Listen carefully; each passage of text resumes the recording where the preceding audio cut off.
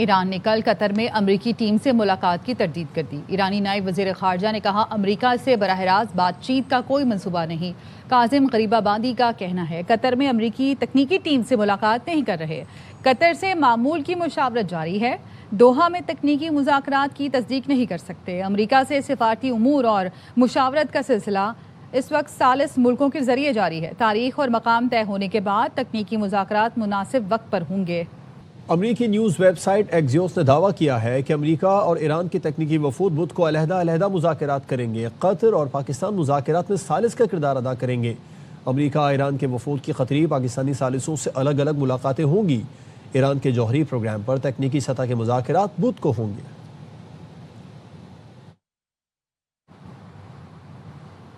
حالیہ کشیدگی کے بعد بھی پاکستان کی ثالثی سے ہی واشنگٹن اور تہران دوبارہ مذاکرات پر آمادہ ہوئے۔ امریکہ اور ایران میں تازہ جھڑپ بند کرانے میں بھی پاکستان نے کردار ادا کیا۔ عمان میں امریکہ کے سابق سفیر رچرڈ شرمر کہتے ہیں پاکستان اور قطر نے امریکہ اور ایران کو دوبارہ حملے روکنے پر آمادہ کیا۔ توقع ہے کل دوحہ میں مذاکرات میں پاکستان اور قطر بطور ثالث شریک ہوں گے۔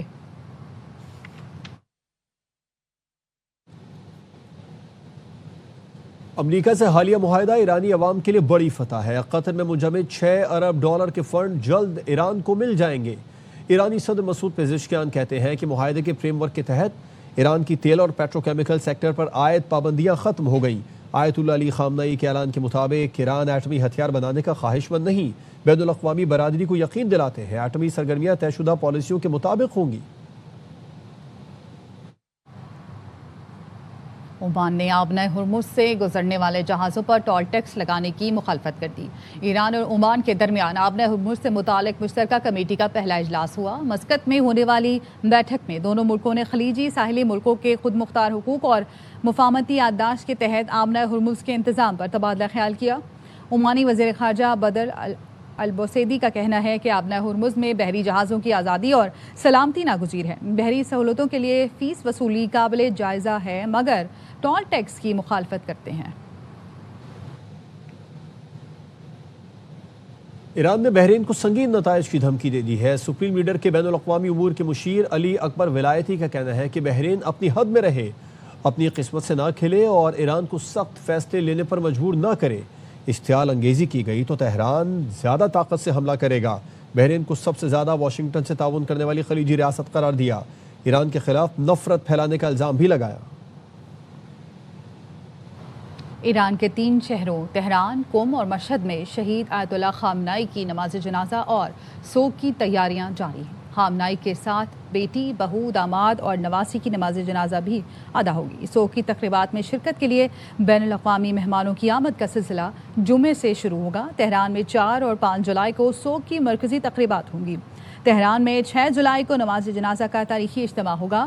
نماز جنازہ میں 1.5 سے 2 کروڑ لوگوں کی شرکت متوقع ہے۔ تہران کے مضافاتی علاقوں میں مہمانوں کے لیے 800 سے زائد تعلیمی ادارے رہائش گاہوں میں تبدیل کر دیے گئے۔ قم میں 7 جولائی کو سوگ کی تقریبات ہوں گی۔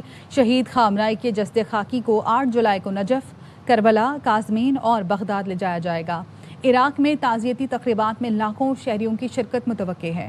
9 جولائی کو شہید خامنئی کی الوداعی تقریب کا انعقاد کیا جائے گا۔ انہیں امام رضا کے روضہ مبارک کے اندر سپرد خاک کیا جائے گا۔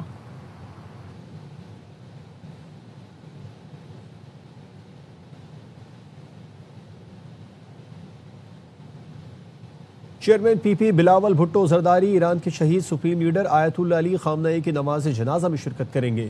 پی پی ذرائع کا کہنا ہے کہ وزیر اعظم شہباز شریف کے ساتھ اعلیٰ سطح کے وفد میں بلاول بھٹو بھی شامل ہوں گے۔ وزیر اعظم 3 سے 4 جولائی تک ایران کا دورہ کریں گے۔ بلاول بھٹو کی ایرانی صدر سمیت دیگر قائدین سے ملاقاتوں کا بھی امکان ہے۔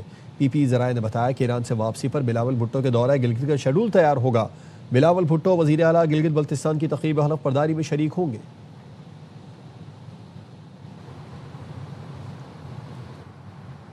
واشنگٹن فریم ورک معاہدے کے باوجود اسرائیل کی جنوبی لبنان پر پھر بمباری۔ اسرائیلی وزیر اعظم کے دفتر سے جاری بیان میں دعویٰ کیا گیا تازہ حملوں میں حزب اللہ کا زیر زمین عسکری انفراسٹرکچر تباہ کر دیا گیا۔ حملے سے پہلے امریکہ کو آگاہ کر دیا تھا۔ کارروائی میں 200 میٹر طویل سرنگ کو نشانہ بنایا گیا۔ اسرائیلی فوج نے ایکس پر بیان میں دعویٰ کیا سیکیورٹی زون میں مشتل کے علاقے میں حزب اللہ کا زیر زمین مرکز ایرانی حکومت کی فراہم کردہ ٹیکنالوجی اور مہارت کی مدد سے تعمیر کیا گیا تھا۔ ترک صدر رجب طیب اردوان کا آزاد فلسطینی ریاست کے قیام کا مطالبہ۔ استنبول میں نیٹو پارلیمانی مقررین کے اعزاز میں دیے گئے ظہرانے میں خطاب میں رجب طیب اردوان نے کہا کہ مشرق وسطی میں کشیدگی اور تنازع کی جڑ مسئلہ فلسطین ہے۔ فلسطین پر جب تک ناجائز قبضہ جاری رہے گا اس وقت تک خطے میں پائیدار امن قائم نہیں ہو سکتا۔ انہوں نے کہا ہم ترک عوام کی نہیں پوری امت کی امید ہے۔ غزہ، دمشق، حلب، بیروت کے عوام امید بھری نگاہوں سے ہماری جانب دیکھ رہے ہیں۔ انہوں نے ترکی کو یورپ کے تمام دفاعی اور سیکیورٹی ڈھانچے میں شامل کرنے کا مطالبہ بھی کیا۔ پی آئی اے نجکاری ٹرانزیکشن کا پہلا مالیاتی مرحلہ کامیابی سے ہمکنار ہوا۔ پاکستان کی معاشی اصلاحات کے سفر میں ایک اور اہم سنگ میل طے ہو گیا۔ وزیر اعظم شہباز شریف کا ٹویٹ، کہا پی آئی اے کو جدید اور مستحکم بنانے کے لیے سرمایہ کاری سے ایئر لائن کی بحالی کی بنیاد رکھی ہے۔ نائب وزیر اعظم اسحاق ڈار اور تمام متعلقہ اداروں کی کاوشیں قابل تحسین ہیں۔ فیلڈ مارشل سید عاصم منیر اور ان کی ٹیم کو خصوصی خراج تحسین پیش کرتا ہوں۔ حکومت مضبوط معیشت اور روشن مستقبل کے لیے جرأت مندانہ اصلاحات جاری رکھے گی۔ پنجاب کی سینئر وزیر مریم اورنگزیب کہتی ہیں کہ وزیر اعلیٰ مریم نواز کے ویژن پر صوبے بھر میں مثالی ترقی ہو رہی ہے۔ حکومت نے تمام وعدے پورے کیے۔ نواز شریف سرگودا کارڈیالوجی اسپتال اور Nawaz Sharif institute for cancer and research center record مدت میں بنائے۔ 41 اضلاع میں واسا اتھارٹی بنا دی ہے۔ ستھرا پنجاب کے تحت 70 ارب میں پورا صوبہ صاف کیا جا رہا ہے۔ سرگودا کارڈیالوجی ہاسپٹل اور Nawaz Sharif institute for cancer and research hospital record مدت کے اندر یہ 2 ہسپتال پنجاب کی تاریخ میں بنے ہیں۔ پنجاب کے 41 اضلاع کے اندر واٹر اینڈ سینیٹیشن اتھارٹی قائم کر دی گئی ہے۔ جو سالڈ ویسٹ مینجمنٹ تھا کہ وہ ٹرکش کمپنی شہباز شریف صاحب لے کر آئے لاہور کی صفائی کے لیے۔ شہباز شریف صاحب بھی نیب گئے، ہم بھی جیلوں میں گئے، کیوں صاف کیا تھا لاہور؟ تو ہم جب واپس آئے تو ہم نے خالی لاہور نہیں صاف کیا، ہر ضلع صاف کیا۔ ستھرا پنجاب سے پہلے 48 بلین میں 8 شہر صاف ہوتے تھے اور اب 70 بلین میں پورا پنجاب صاف ہو رہے ہیں۔ سندھ کے سینئر وزیر شرجیل میمن کا کہنا ہے کچھ عناصر سیاسی مقاصد کے لیے کراچی اور سندھ کا منفی تاثر پیش کرنے کی کوشش کرتے ہیں۔ کراچی کی ترقی اور خوشحالی اولین ترجیح ہے، اسی لیے شہر کے لیے بجٹ میں 100 ارب روپے سے زائد رقم مختص کی۔ 500 جدید الیکٹرک بسیں اور ڈبل ڈیکر بسیں جلد کراچی کی سڑکوں پر چلتی نظر آئیں گی۔